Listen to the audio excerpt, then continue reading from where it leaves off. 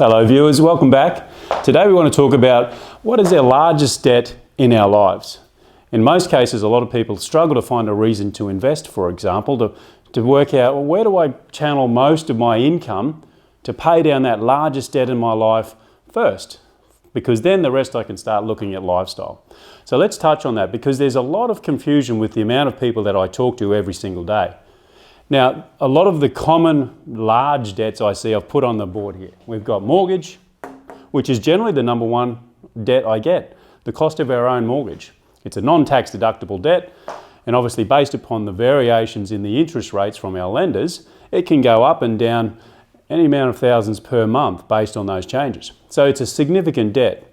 Vehicles, even inclusive of caravans. A lot of people want to make sure that they've got the vehicle they want going into those retirement years, so that whether it be a four-wheel drive or an all-wheel drive, that they can tow their caravan around, you know, a brand new $100,000 caravan, etc., to give them that lifestyle enjoyment in retirement. And that's a significant debt as well. You can imagine the cost of seeing a $100,000 caravan tied behind a $150,000 Land Cruiser on the road. It's a $250,000 debt right there. Another one is home renovations, significant renovations for the house.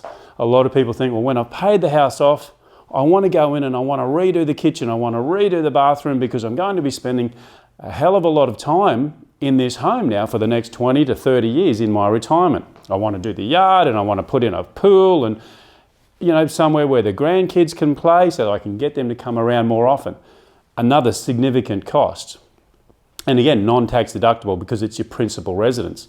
And the other one that we don't really talk about a lot is our retirement, because we're too busy, and a lot of people are really so busy focused on getting to retirement and getting rid of debt before retirement, they forget the actual debt of retirement. So let's have a look and quantify each of these debts really into a comparison so we can work out, well, where should we be focusing the most of our attention and income to get that retirement lifestyle we want. What is the biggest debt? So let's start here. And I'm going to start working on, let's say let's work on a 40-year-old couple. At 40 years old, let's say I've got a $500,000 debt. And excuse my back. Fantastic. So at 40 years old, to pay down their principal residence, we've got $500,000 debt left on the property. And that's a bit of an average. And I say that not because it's an easy number, but that is a pretty strong average based on the amount of people I talk to every day. Vehicles, as I said, look, not as big, because generally you'll look at, let's say, 100,000. And again, everyone's unique. This varies for everyone based on, what your poison is, really looking forward to retirement. But again, a lot of people have just looked at it. They might own a small run-around car through retirement or use public transport. And again, it's the thought of, okay, well, in retirement, I want to make sure I've got a nice big all-wheel drive or four-wheel drive that can tow our caravan from park to park so that when we want to get away cheaply, we can. So let's look at caravan and car, $100,000 debt leading into retirement. Renovations. Well, you could probably say, look, anywhere from 70, and I'm saying putting in a pool. You know, it can be really, if we're not doing a pool, 50, if we're doing a pool, to 100, because you'll pay 30 to 40 for the pool alone. Okay, so out of these significant debts, and it can be a combination of all these too. We've got mortgage, it stands out as the best as far as these three. Let's go to our retirement as a debt, because remember, we have to pay for our own retirement. Choice, or plan B, is welfare. And if you know what the welfare payments are today, they're going to be significantly different in 20 years' time, I would imagine, because right now, the welfare benefit will put you below the poverty line as a couple. And that's not very nice to look forward to for 25 years averaged in retirement, being under the poverty line and counting every cent. You can imagine not being able to buy presents for the grandkids. Imagine the fear of all of these birthdays that come up every year and Christmas, having a fear knowing that you need to save every single cent to be able to spoil the grandkids or the kids or whatever it may well be. It's a horrible thought, and I see that all too often. It's a growing number though. That's the problem. Let's look at now retirement debt, because we need to plan to be above the welfare. A lot of people will have their superannuation to fall back on, and that's great.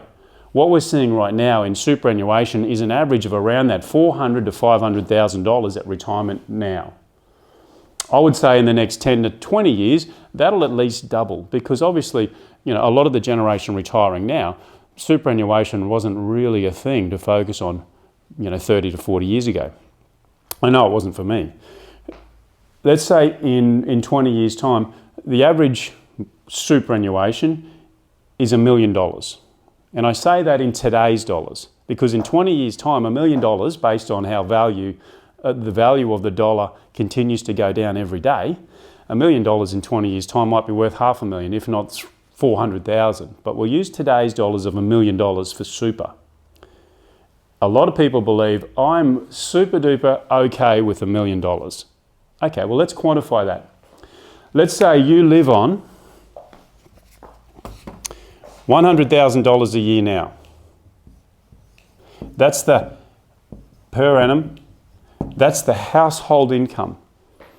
Now, when you retire, you want to have rid of that debt, and that debt. So let's say there's no debt and you still want to live on, and I say this because $100,000 in today's dollars, in 20 years' time will be worth less than half of that.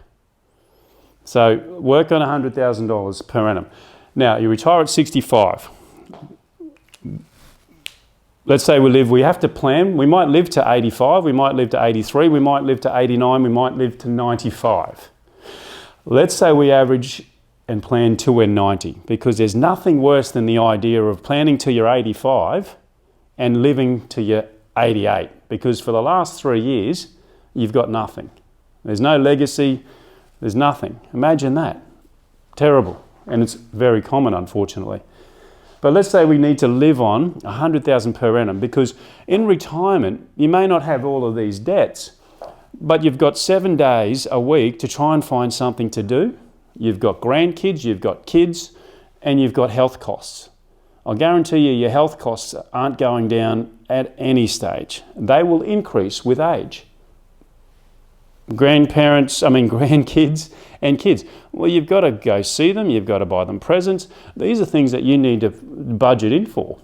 So $100,000, and this is for a couple, I think is borderline where you need to be budgeting for as a minimum. Now, let's say you retire at 65, you want to budget till you're 90. That's 25 years. So times 25. What's 100,000 times 25? Simple maths. $2.5 million. That's the cost of your retirement. So, if you don't have that, where are you going to get it when you retire? Well, you can sell the family home, but where are you going to live? You might sell that for $1 million, might sell it for 1.5, but you're still going to want to live somewhere that's lifestyle orientated, I'm sure. Let's say you have to put another $500,000 into your retirement.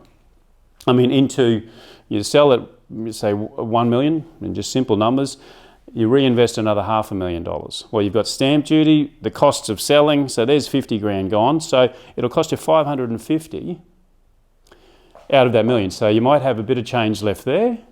And let's say you've got $1 million in super. So all up, you might have $1.5 million with your super and the downsizing overflow based on selling $1 million and buying it at $500,000. So you've still only got 1.5. You're $1 million short. So $1 million at 100 a year, averaged out for your retirement, the last 10 years you're going to be on the welfare. Imagine looking forward to that. So the reason I've put this together is very simple.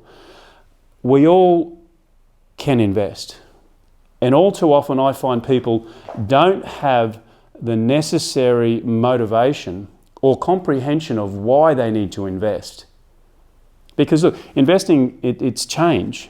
It can be a pain in the bum, and I tell people up front, look, investing is a pain in the bum. We only do it not because we need to, or we want to, but because we need to. That's the cost of retirement. That's the average cost of retirement, $2.5 million.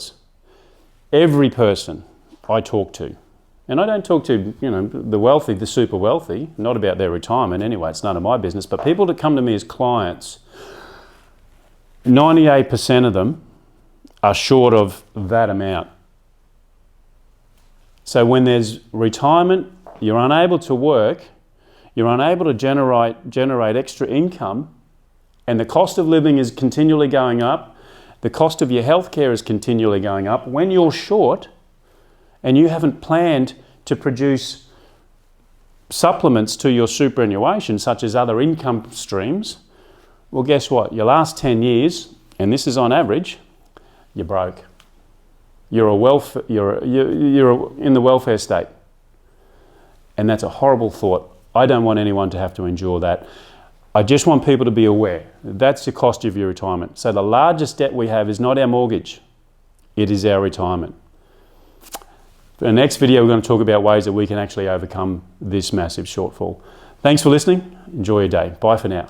If you found this information helpful, or you think it can help someone you know, please share the link or tag them below.